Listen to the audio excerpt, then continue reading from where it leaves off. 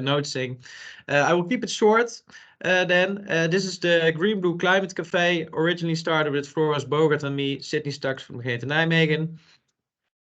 And we have Christiaan Fritz here, who is an expert from the Radboud University to talk about peat and peat oxidation and ecosystem services, which the last one is one of my favorite subjects because I finished my studies with that on the Radboud University. Christiaan, you said you have a bit of shortage of time. I'm okay. Okay. I think so, from what I learned is that we have it's like 45 minutes in total, this session. Yeah, so that's great. Yeah. Actually, I gave you a bit more time than usual because usually you have 2 speakers and they have to keep it short. But then we have time for a small introduction round. Well, as I said, I'm Sydney Staks. I'm working for the municipality of Nijmegen. I work on sewer systems, but also climate adaptative GroenBlauw infrastructure like wadis or similar subjects. Next. I just go around my screen. So we've got Bert van Molen. You want to introduce yourself as well? Yes, thank you. I'm Bert van der Molen. I'm a colleague of Floris and Ruben, and I teach spatial planning. Right. Next one on my screen is Jack. Hi, I'm Jack. I study international land and water management in Wageningen, and it's my first time here, and I'm excited to learn more about peat oxidation. Welcome. All right, next is Ruben. Hi, I'm Ruben Martin de Mouan. As Bert said, I'm a colleague of his and also of Marianne. I study urban development in Groningen, and I am in the Philippines right now, helping with a climate cafe. All right, and then the next one is Marianne. Well, as Ruben just said, I'm a colleague of him. I'm researching in climate adaptation, and I also designed the measurements taken for climate adaptation. Okay, cool. And one of our usual attendants, Hedwig. Yes, my name is Hedwig de Boer, and I work for a consultancy and mainly in the field of spatial development. Right, and we have 2 other participants who don't have their camera on. I'm not sure if they don't want to speak, but we got Mind, if I say it right. Yeah. Yes, Welcome. You say it right. Yes, my name is Mind Pops. I'm a lecturer from Hans University, so a colleague of Bert, yes, and a teacher of Ruben. Yes, and I thought it was about a storm harvester in Assen, but it is not, I think. So no, that has been a previous subject. So I think there's been a mixture with the dates. Oh, okay. Yeah, that's fine. Okay, well, I'm gonna look and maybe I will sneak away. I don't know yet. Sorry. Yeah, you're free to watch and you're free to go. Okay. So, and the last but not least, also another attendant that has been here for many years already. Fritz, can you introduce yourself?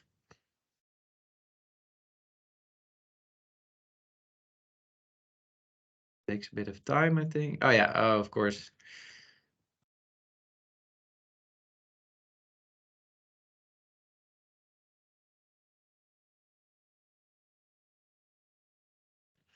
I don't think Fritz heard your question, Sydney.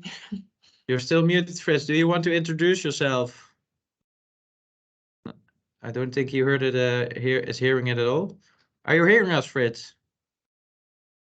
No. Well, then we're just gonna skip him. And then I'm gonna give the word and introduction to Christiaan. Sydney, Bert, also Floris, thanks a lot for taking the initiative and inviting also colleagues from the Radboud University. This is I do my research on peatlands. So the next half an hour will be all about peat and peatlands.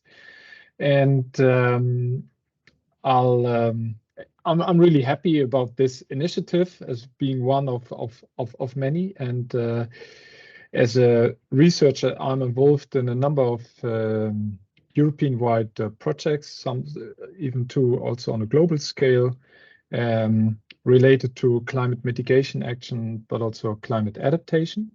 And yeah, here I see a lot of, in this sense, fellows. And I'll tell you also a small link to Groningen as soon as I can start the presentation. But maybe Sydney or Bert, you can tell me what are the next steps.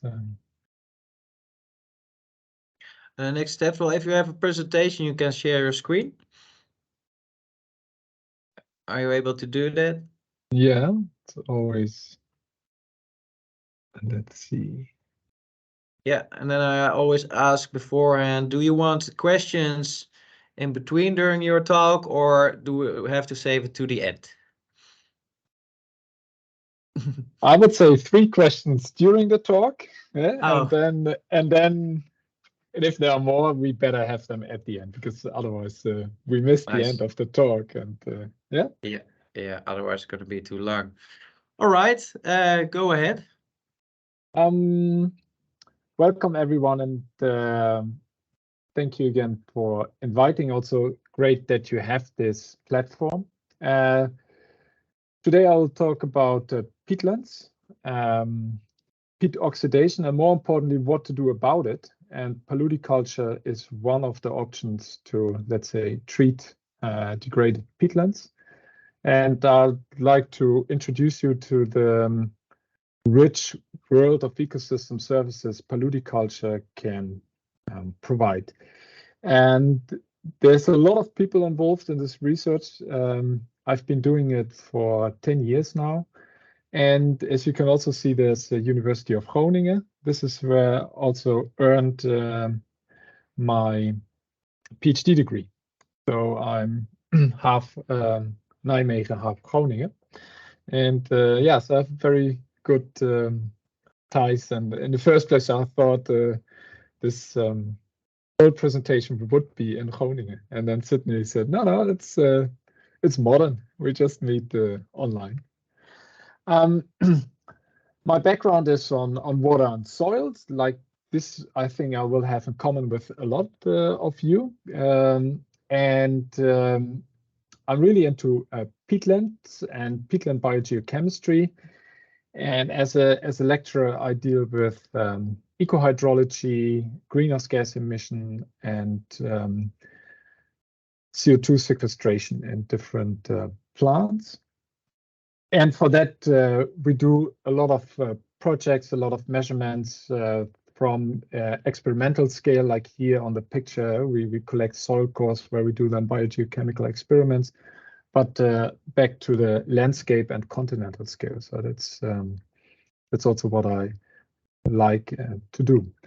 And quite early in my scientific career, I found out something new, and that is that peatlands can store CO2, can sequester carbon from the atmosphere, which they have been doing for tens of thousands of years. But some of them, they can do it even without emitting methane. And this has ever since inspired my work, and also for paludiculture. And just give me a few more minutes before I introduce you into the whole paludiculture business. But also for that, this is my challenge to create productive peatland systems that sequester carbon without losing or emitting methane, neither nitrous oxide. A little bit about that also later on.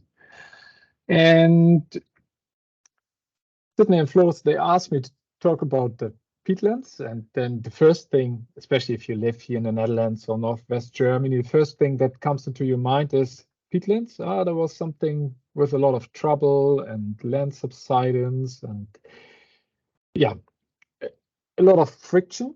And if you look at the European scale, we are not the only one.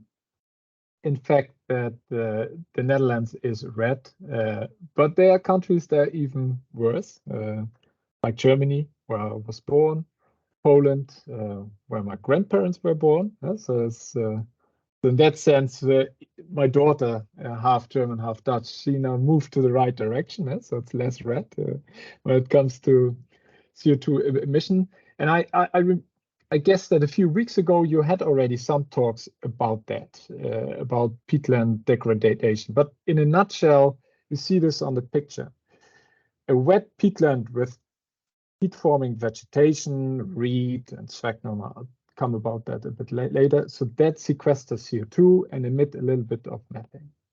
But as soon as you drain it, and almost all peatlands in the Netherlands are drained, even the nature reserves. So if you drain them, then the water is taken away, and the CO2 that is produced in the peat, the carbon that's then converted into CO2, that escapes. And from the cows, there's also quite some methane escaping. So it's actually double lose, the system.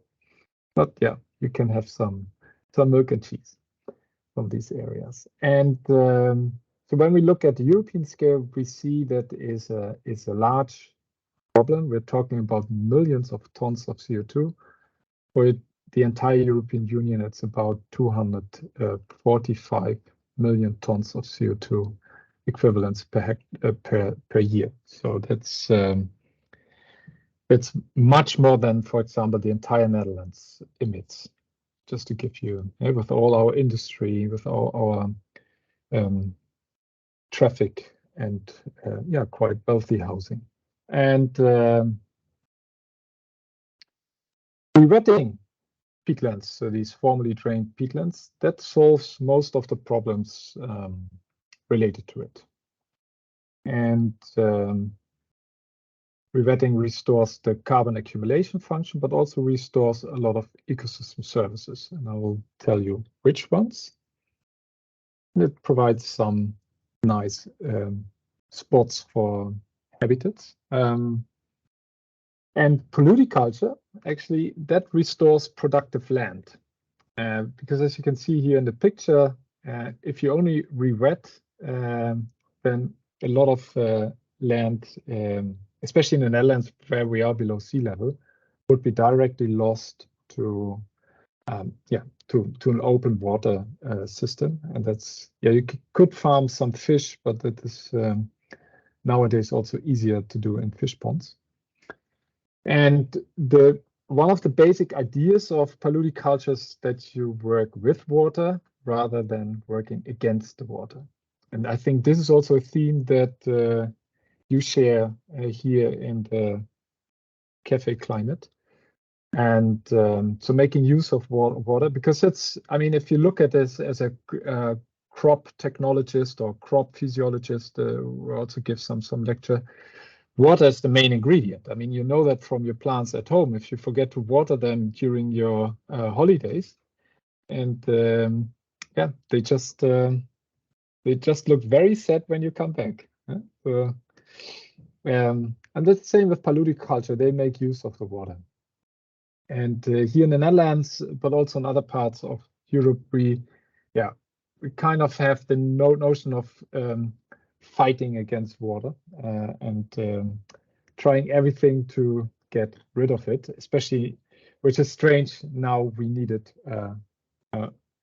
during dry spells and warmer climate. What is polludiculture?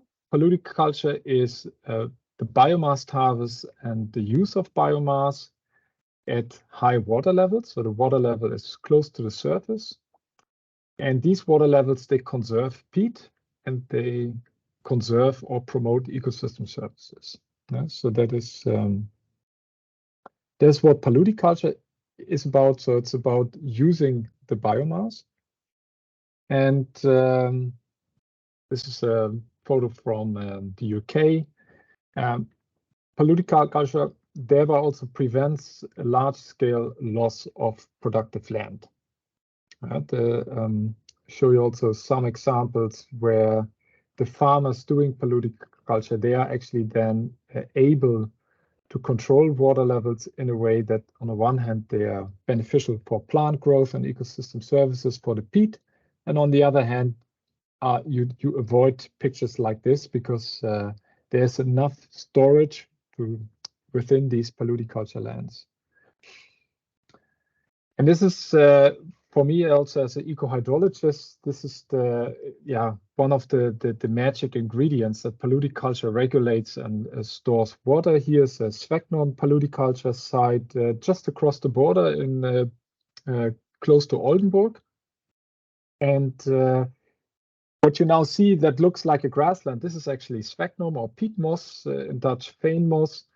And it's acting like a sponge. When there's rain, it takes up the rain, and it doesn't lead to large drainage pulses.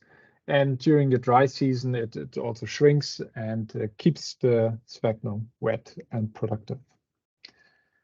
Here in the Netherlands, we have a lot of pilots and a lot of entities being busy with paludiculture and productive use of wet peatlands. Some of them are also extending to mineral soils. If there's a question about it, yeah, can do it later. But paludiculture is really bound to peatlands and high water tables, and it's quite productive. So during, you see in the bottom, you see a whole list of publications, a lot of it from our group here in Nijmegen. And reed, I mean, if you go around in rural areas in the Netherlands, there's a lot of reed visible, but there's also a lot of reed economy. So the reed roofs, the thatched roofs, and so forth, and they can be very productive. Let's say around 10 tons per hectare per year. Cattail, this is where a lot of projects are now about, because from cattail you can make a lot of very useful insulation material. And in the nutrient-rich waters here in the Netherlands, it's even more productive than reed. So it's very efficient in taking up phosphorus. And then I talked about the peat moss or the sphagnum already, which is mostly used to, let's say, grow tomatoes, grow nice flowers, orchids, and so forth. And here we use a different unit, cubic meters. And this is because it's used as a substrate. And there's also wet meadows, very important for, let's say, low nitrogen land use, habitats, nature-inclusive farming. But they still provide quite some fiber, and they offer a lot of opportunities for carbon farming. Something I don't want to go into detail during this talk, but could actually have a whole talk on carbon farming on peatlands. But yeah, the wet meadows. And something that we have to acknowledge is, well, I can ask you, just raise your hand, who has heard about paludiculture before? Oh, quite some. Okay, really happy with that. Great. But that might be also because of some talks a few weeks ago and the Groningen project. But we have to acknowledge that our dryland and drainage-based agriculture, that required 10,000 years of research. What is now a lot of our thinking and the crops we use, like wheat and barley and corn and so, they most of the time they come from semi-desert landscapes, and so this is really embedded in our DNA. And now we would like to switch to wet agriculture and paludiculture, and ideally in one generation only. And that's what we do. We really work hard on it. We try to understand what do these plants need. Here are two examples from reed and cattail, Phragmites and Typha. They do pretty much the same. And what you see on the x-axis is the amount of biomass you have, and on the y-axis is the amount of nitrogen removed. And so what you can see is that if you would like to have yields of around 15 tons, and this is quite something, then yeah, at least each year there's more than 200 kilograms of nitrogen also removed.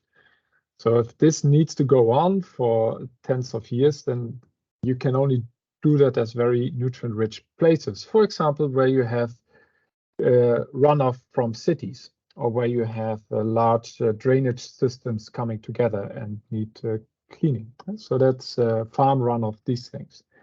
And for sustainable yields, we figured out that 10 tons, this is something our systems can also afford with the nitrogen that's in the soil that's coming from the atmosphere. And the very nice thing of both is there's no ammonia emission. There's no nitrogen emission towards cities and nature areas. So they take up the nitrogen, they clean the nitrogen rather than emitting it. Very nice plants. And now this is a rather complex figure, I admit, and my colleague Ralf Temming draw it together with Gijs van Dijk and others, and it will be published the coming weeks in MBO. And I don't want to go too much in detail, rather than telling you that at the moment we are here in the middle. So our landscapes and hydrological systems, they're quite complex. There's a lot of land subsidence going on. We lost already a lot of carbon. This is the dashed line here. And it's also difficult to maintain water levels, to maintain biodiversity in these systems. And what we pledged for is a wetscape approach. So looking at landscapes with water as our compass. And then you actually end up in a wetscape where water connects different parts of it, and where we also have buffer zones. And here I highlighted a little bit these buffer zones, these water buffer zones. They are important to protect the last remaining nature we have, or nature-like ecosystems. And paludiculture, as you can see, also plays an important role in connecting areas, but also buffering the water from and the different needs from cities, from rural areas, from agricultural land, for forestry, and so forth. So that's what paludiculture can do. And this, I think it's quite interesting. Maybe we have some time later on also to think about the concept of spatial restoration. And not only space plays a role, but also time. And here you can see it's a figure that has time on the x-axis, and let's say the amount of something can be yield, can be nutrients that are removed from the ecosystem by different harvesting dates. So it starts here in May. This is when this is about cattail. Actually, you can see here it's harvested in winter, and that. But we also did experiments harvesting it in May and June, July, and so forth. And depending on what you want to do with the biomass, also harvesting date plays an important role. If you, for example, want to use the pollen for pharmaceutical products or for tea, it's actually in Asia, it's used as anti-inflammatory tea, and quite nice stuff. Then you would need to harvest early. At that moment, biomass is still low, but phosphorus and potassium are removed efficiently. So that's the majority would harvest in winter for the building material, for substrate, for horticulture again. And there we can see that nutrient removal will be much lower, and nitrogen probably the most prominent one. So this is also timing plays a role. And we are working with a farmer close to Amsterdam at the moment that actually is going to do both, harvesting in end of May, beginning of June, and having a second harvest in winter. So that's also quite interesting when you think of how rice developed over the last 6,000 to 7,000 years. And the Dutchies are really good in making toys that can ride on water. So the majority of these machinery is actually either built in the Netherlands or designed and, let's say, perfectionated for the job on wetlands, on re-wetted peatlands, because we needed them for our nature areas. Yeah?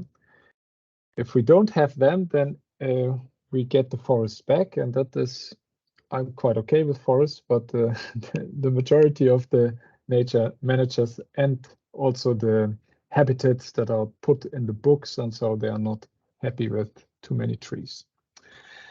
And there's not only harvesting the biomass, which is important for polyculture, but also logistics, the packaging, the drying, the storing, and so forth. And this, at the moment, there's quite some steps made.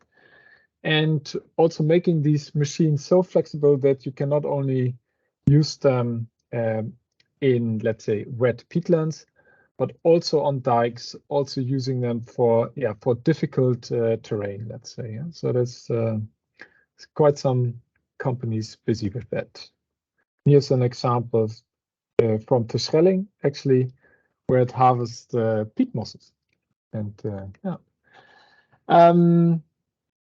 this it looks like also growing demand or interest by manufacturers outside the Netherlands. I think that Germany and Austria and Denmark, these are the three that I have in mind at the moment, but I also think that Finland will join the club soon. And important is technology transfer. I guess that you also have that with a lot of other technologies that you deal with here in the cafe, and water authorities play an important role, but also individual farmers and projects like we have at the moment. So we organize quite some excursions. Don't have a photo in here, but what you can see here is the harvested Typha biomass from a site close to Hilversum, where we also measure greenhouse gas emission, where STOA and the Ministry for Agriculture invest a lot of effort, where WaterNet itself is busy every day almost. So these sites, they are really helpful in learning and also transferring the knowledge to other pilots, other projects. And the water storage potential, so this is now the let's say, next to biomass and nutrient removal, this is a third important ecosystem service. This very much depends on your crop. Here we have some sphagnum mosses, we have medicinal herbs, we have sedges, so it's a wild mix, and they can do with flooding, and the large majority of polyculture crops, they can stand permanent flooding. The other question is if the yields are then maximal. So there's also a trade-off in there, like I showed you with the nutrient removal and the timing. So there's also a trade-off here. Typha, for example, they need to be wet during the entire growing season, whereas reed, in contrast, they are quite flexible. They can also stand drier periods. And sphagnum, they don't like to be underwater for too long, but they store a lot of water.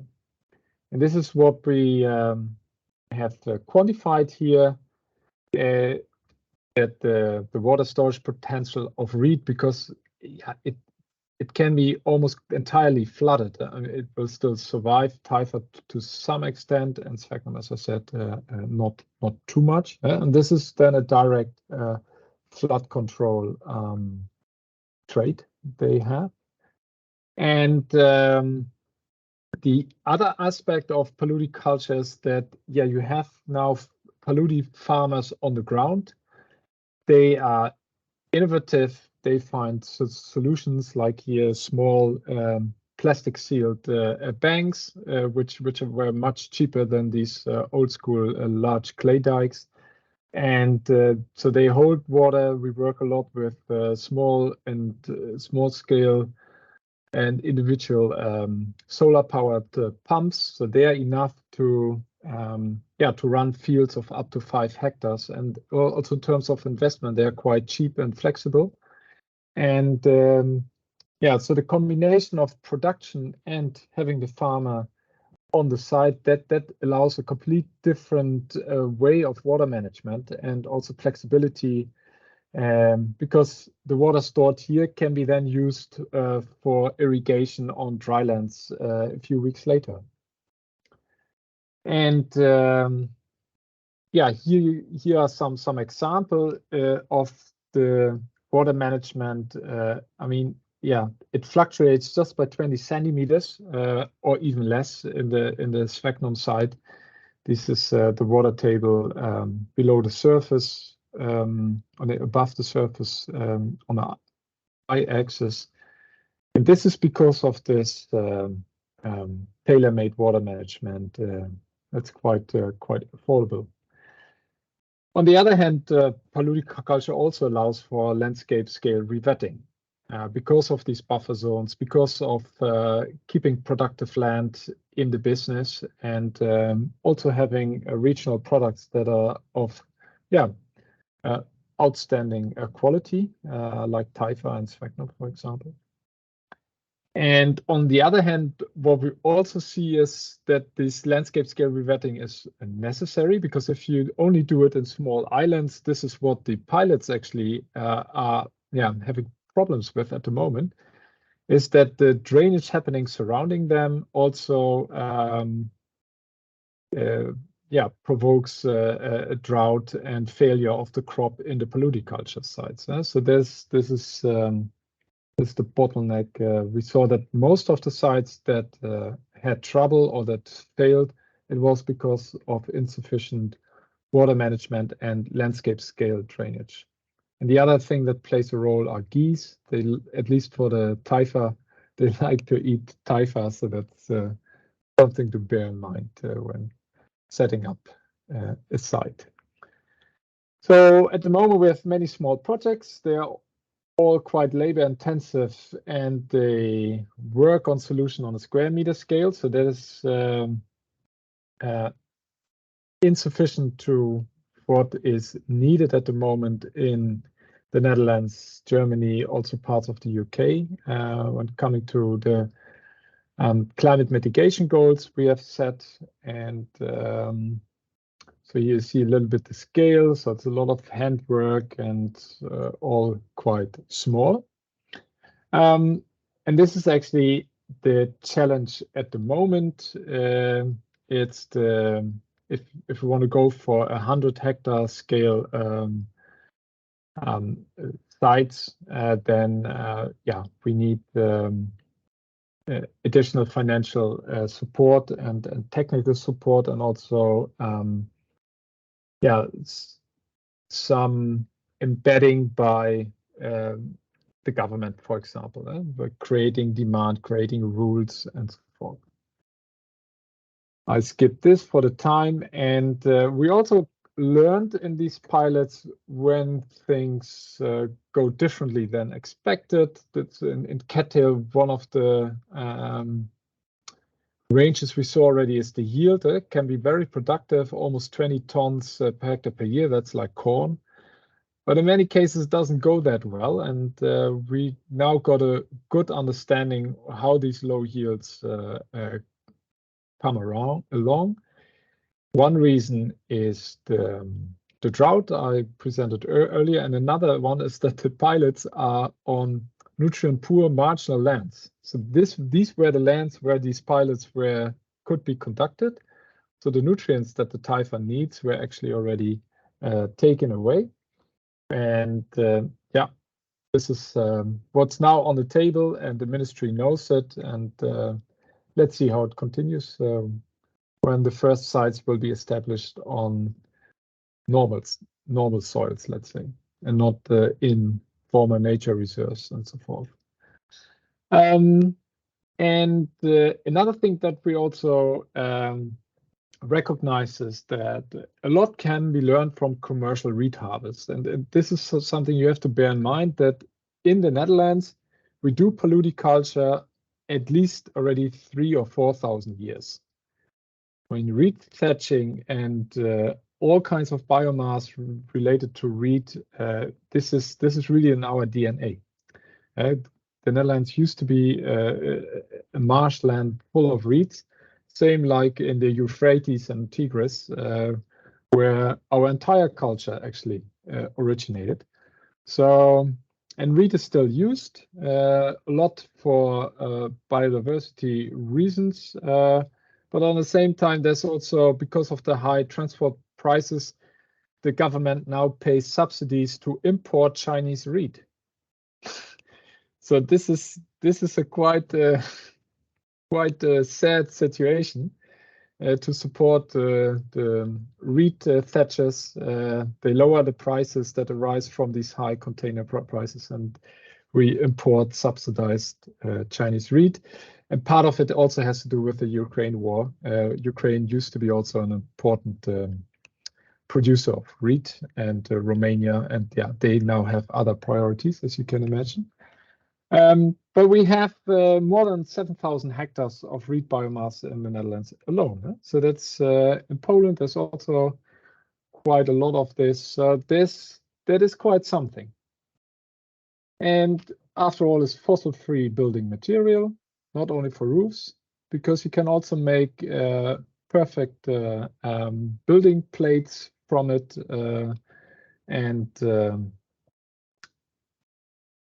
also microplastics. So, and the beauty of reed, and in that sense, is also that it's not only the knowledge we have, but you harvest above ground, and reed plants sequester CO2 below ground. So you can actually have the best of both worlds. And if that biomass then is used for construction material, long-lived construction material, or with the duty of recycling it, then the CO2 will also stay out of the atmosphere. So that is, these are the three ways paludiculture works. First, it's a rewetting that reduces the CO2 emission from the drained peatland. Second is replacing a fossil-based product, which would be in this case some lime or cement-based building material. And the third one is that the product itself stores carbon and locks carbon up. And this is also what colleagues, I guess, in Friesland work on, at Verhaal Larenstein, in Groningen, at the Hanze. We had some projects with the Hanze Hogeschool, also on building material. I remember that they are now more situated in Utrecht, but there's a lot of going on. There's even fabrics made out of Taifa here by Rietgoed, also a Dutch company. There's, yeah, in the UK and Finland, this is now happening all over the place. And on the other hand, if you ask to people from the real business, from the bigger businesses, they say, yeah, guys, very nice idea, very nice concept. I buy it instantly, but can you supply the amounts we need? Yeah? And then they're talking about millions of tons. And they are happy to start one production line with something like 5,000 tons or so. But even that in the Netherlands at the moment, except for reed, but for all the other that I introduced you to, will be a challenge. Yeah, so that's and then, yeah, with all the other developments in the bio-based economy, it's missing out on a good bargain at the moment. Something that you will be also interested in is the subsidence. So this is bodemdaling. in Dutch, and they can also, the paludiculture crops can also help to reverse subsidence. We also quantified that. The sphagnum is actually the most promising one. It's just growing very fast. Reed with the rhizomes and the roots, what I just showed you, and Typha mostly depends on organic material put in from the irrigation water. This is how it looks like. Here you have in the field, it's close to Amsterdam, and Ulpeveld here in, I think it was in 6 years, the surface grew by 12 centimeters. Yeah, so 2 centimeters on average per year. And this gives a lot of opportunities when it comes to also restoration of spatial entities, because land that used to be high but got drained and therefore also subsided, they can actually be elevated in time by doing paludiculture. Obviously, if you then harvest all the sphagnum mosses, then that doesn't work. Yeah? So then you only have the back swelling of the peat. So there's also a trade-off. If land subsidence is really in the center of the needs, of the societal needs, then you're better off to leave most of the sphagnum there. But this has to be decided per project, and the carbon sequestration. This is also important for cities that have peatlands next door and invest in them, use it as a trade-off for their carbon. And there we see that, we have again reed and sphagnum they are quite large in sequestering carbon, storing the carbon in the soil. So this is also on mineral soil what's happening as carbon farming. The difference is only that the paludiculture plants are 50 to 100 times more efficient in it. This is because of the nature, and it's wet, and it's the nature of the plants. They just make carbon, they make a plant tissue that doesn't degrade easily. That's why they became peat-forming vegetation in the first place, because of these abilities and these traits. Yeah. And now I'm almost at the end. A very nice cooperation we do together with University of Groningen, with Via-Lu and Sanderine Nonhebel, and many other colleagues from what's now called former environmental science. And Via is now a postdoc in Yale, and I talk you through the figures. So here is on the left-hand side, you see the different sources of emissions, and there you see if you look at drained grasslands, it's quite high emissions from the fields and from the farms, but also the cows themselves producing methane. And then the further we go to the right-hand side, the more we see emissions from reeds and sphagnum. And we also have some grass here in between. So this is the whole emission part. And then we also translated it to monetary services of the productivity. That's the money you can make out of the grass. I mean, here in the drained grasslands, this is all about the milk, obviously. Interesting is that in the second bar is organic farming, that they earn substantially less, and even with the less emissions they have from methane, they can't quite compensate.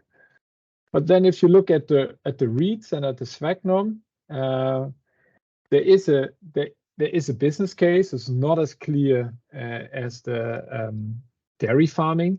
It's also obvious. So they really need to rely on carbon credits. This is what the gray bar is. And We then calculated with carbon credit price of 70 euros, which is now used in Friesland and got sold out in no time. If you look at the ETS market, which is for industry, it's around 100 euros now. Right? So here we, in this sense, also have a conservative assumption. And the water storage and flood control, I talked about this. This can be in areas where it really plays a role and where you get money for it. Then this is your business case. Right? Then it's almost you're praying for a flood if you would be a paludiculture farmer, which, yeah, but it's, and I also admit this is, the need for flood control is not everywhere the same. So these prices will be also regionally be different. But there we also relied on the figures provided by STOA, and then the green bar is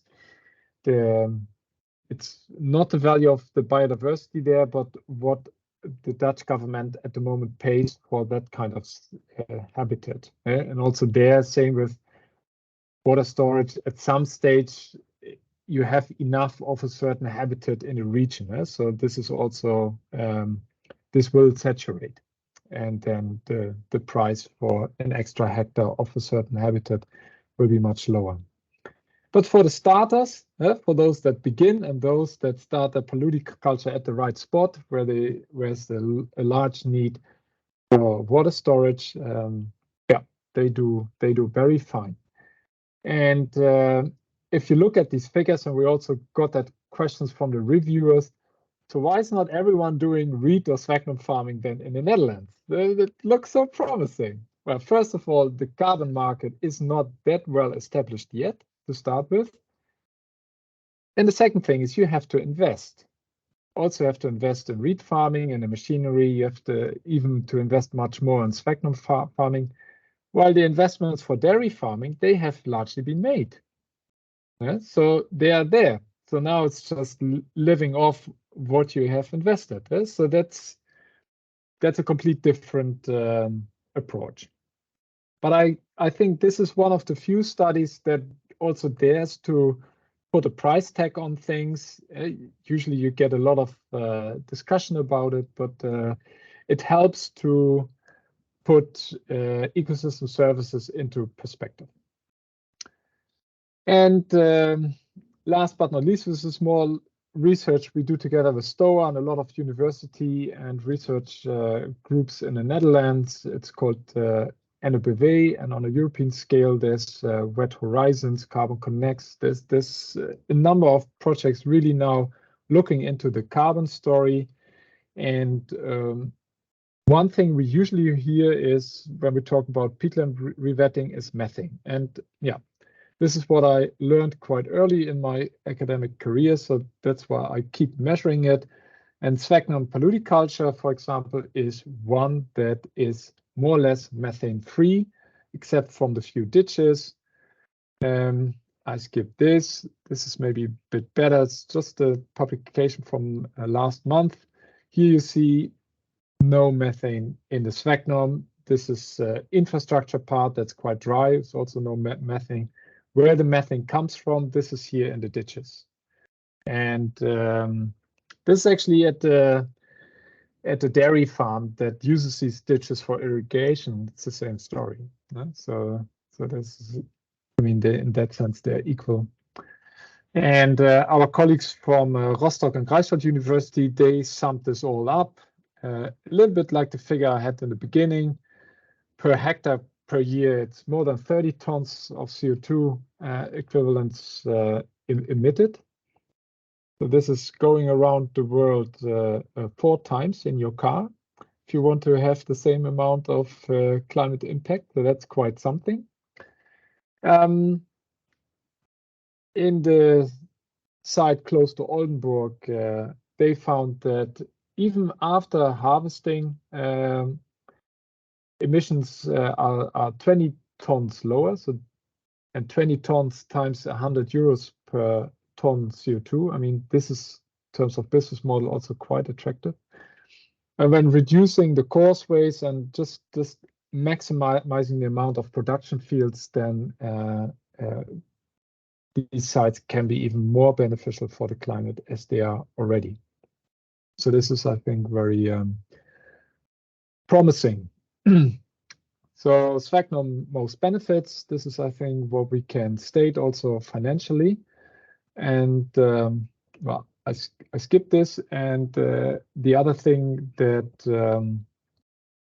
we have is that fluctuating water tables, they also help to overcome methane emission. And this is what we work on at the moment.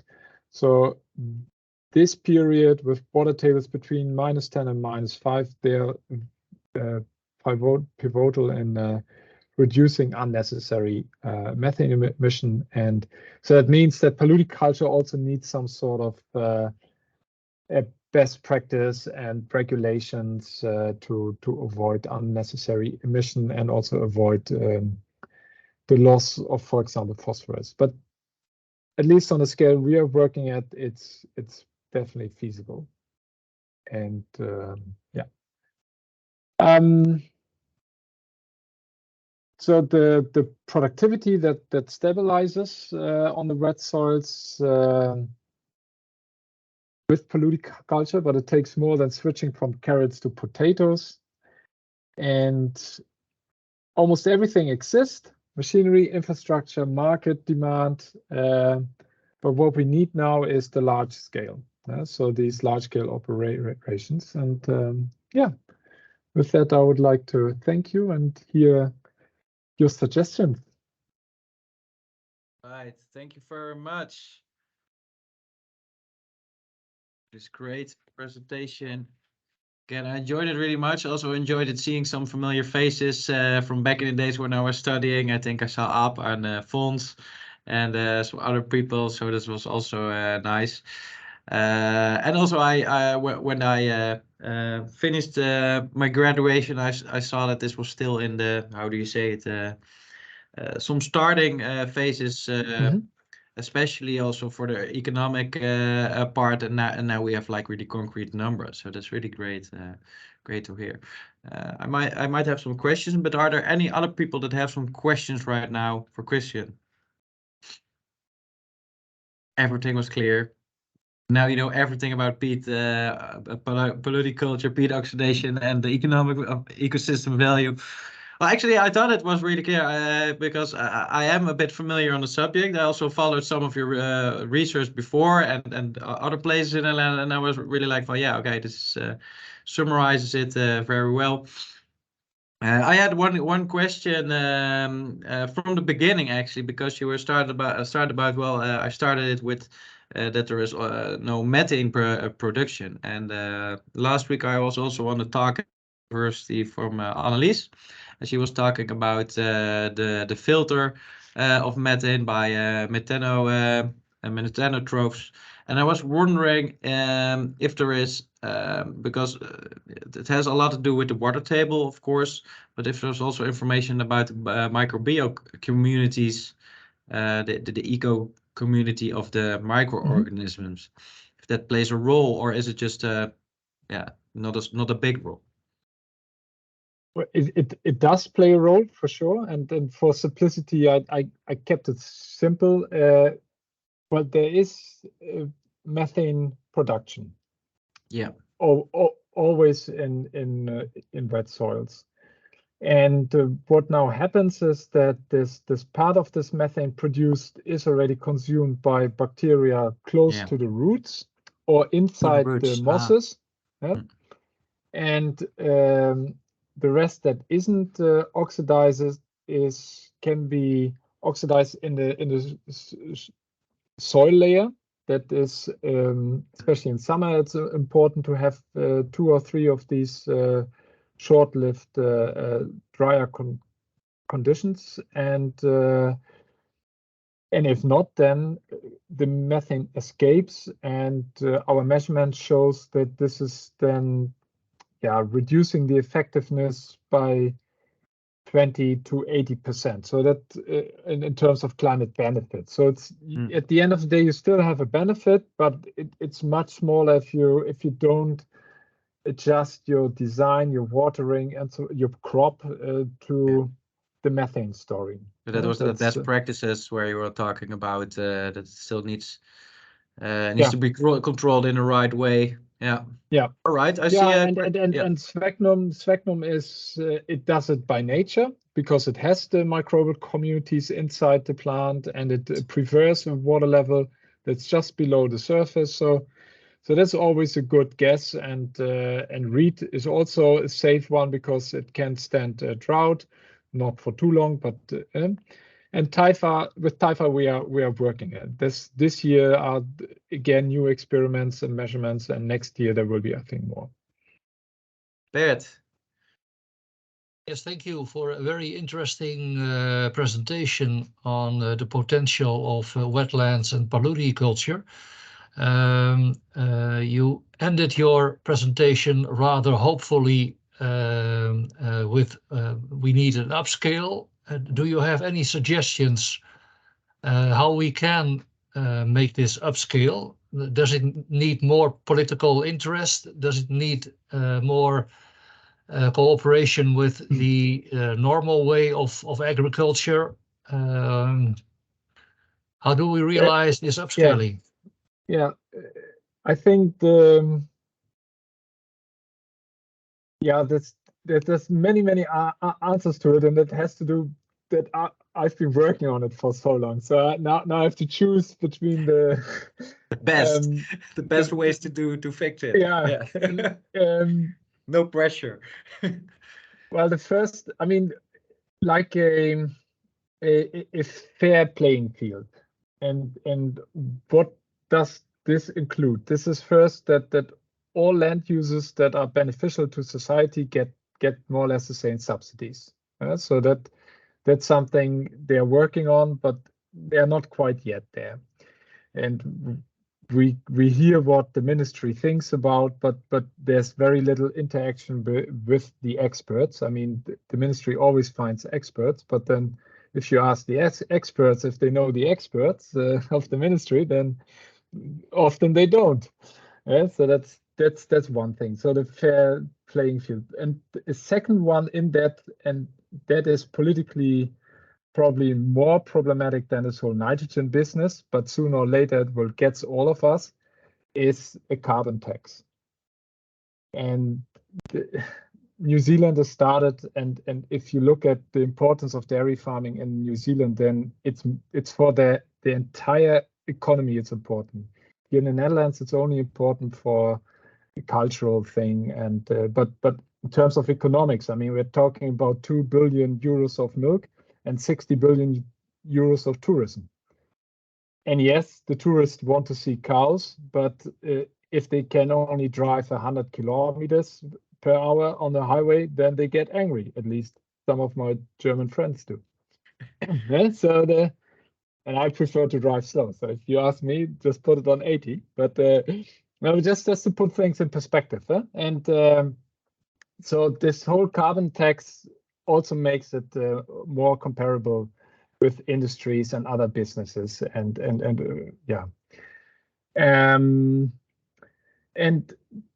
the third one would be that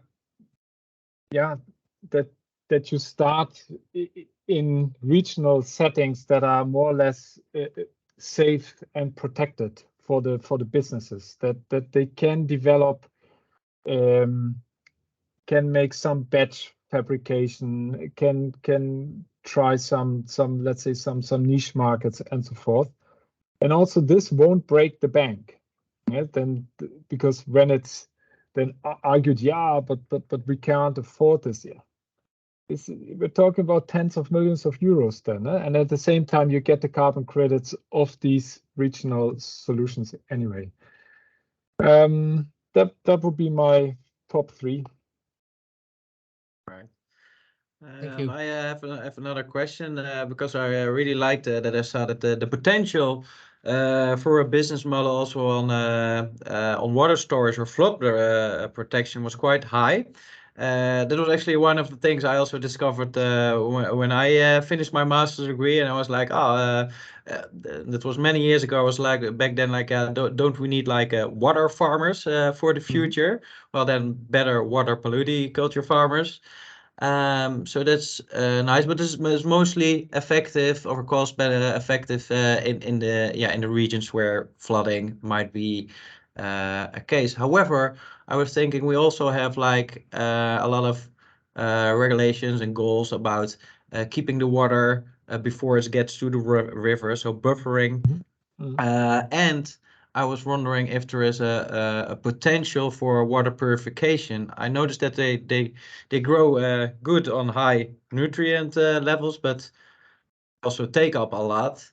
And phosphate also in city waters where I'm working is often a problem. Yeah, nitrate is also a problem, but it's already such a big problem that we're focusing on phosphate.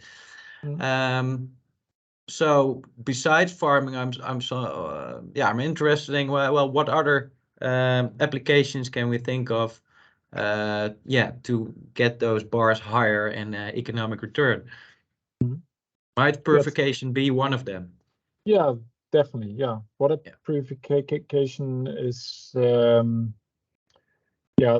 plants like reed and typha, they are just perfect. And is it for also? But also I can also think of willow. So if you have a dry, wet willow stand, where even wet wilderness.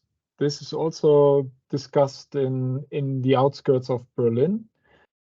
Then to combine really that cooling effect it will have on the city, and the large amounts of water and dirty water you can dump there without too much hassle. I mean, you need land, and land is a bit of an issue in the Netherlands, but around Berlin it's less an issue. And as far as I remember, they even discussing it for Munich, because there's also quite some peatlands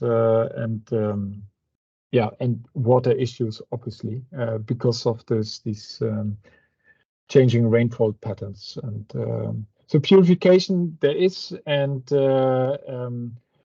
money-wise, look, it's at least €7 per kilogram nitrogen, this order of magnitude, and some of the examples they had like 200-300 kilograms of nitrogen. So for nitrogen only, you can already see the added value, but there's no mechanism in place yet. Exactly. Yeah, that's the problem. Yeah. Well, the only mechanism I can think of are just regulations about the water you put in the rivers and stuff like that. But that is, it's not a business model.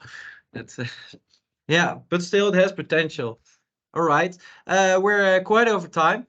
Sorry for that. That's not a big problem. That's of course always allowed when it's very interesting, and I thought it was very, very interesting. I could talk about this longer, but I think people want to have dinner and stuff. Yeah, Ruben, you're really the hero of tonight. So you really stayed to the very end, and you should have a look around in the Philippines, if because there's also, Pete, I know it also from Indonesia. So maybe around cities they also are looking for some wet buffering solutions, so and biomass use, because in Philippines there are many people.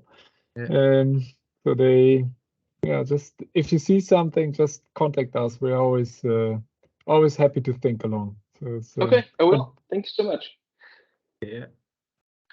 All right, well, then if there are no further questions, thank you very much, Christiaan. It was really nice to have you here again. Hope to see you again sometimes. I'm going to visit more talks on the university also. I'm trying to do more research, and maybe we invite you back for another Climate Cafe in the future. And for all the other people, hope to see you next time anyway. Thank you. Ja, dank u voor de interessante presentatie. Bye-bye. Goodbye, thank you. Bye-bye.